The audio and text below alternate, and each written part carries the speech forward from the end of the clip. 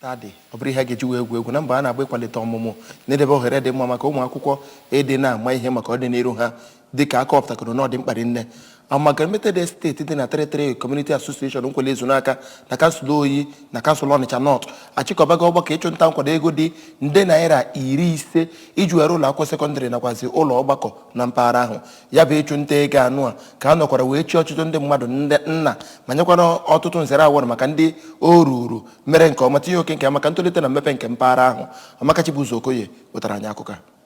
33 nke dị n'ime Nkwelle Ezunaka na Ọnịcha North bụ ebe na-enweghị ụlọ akwụkwọ nke bụ nke nọ n'okpuru gọọmenti, ma ndị otu a hụtara mkpa ọ dị ka ha lụite ụlọ akwụkwọ nke ga-abụ nke mbụ na ya bụ gburugburu. Mgbe ọ na-ekwuzi okwu n'ozi nnọọ ya ka onye president nke Amalgamated State bụ Honorable Simeon Ogude sịrị na ihe kpalitere ha ji wee zọọ ukwu dịka bụ ka enwebe bụ ụlọ akwụkwọ nke ụmụ ndị otu ha ndị okwu na-erughị n'ọnụ ga na-eje akwụkwọ, maka na ụmụaka na-aga ebe dị anya dị iche iche kwa ụbọchị iji wee jee ịgụ akwụkwọ. Ma yozie aka na-achị steeti a ka ha bikododo gbatara ha ọsọ enyemaka ebe ọ gbadoro ihe ide mmiri na mbuze dị iche iche na ọkụ latrik. N'okwu nke ya ka onye isi oche nke ya bụ mmemme bụ Chief Ifeanyi Chukwudum kwara arịrị ma gbaruo iru na ya bụ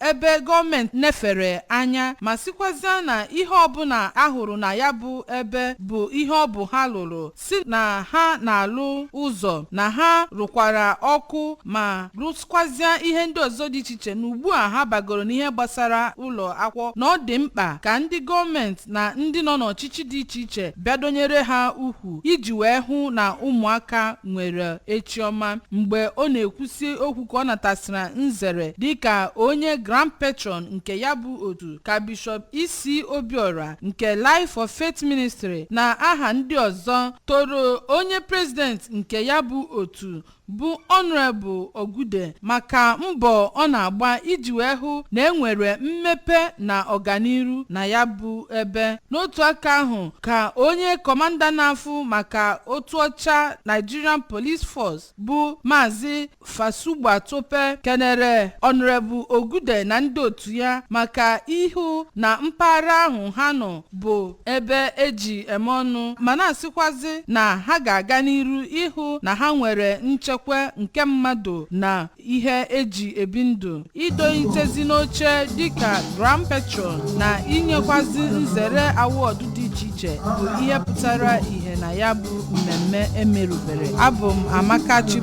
Okoye maka akụkọ ụwa ABS.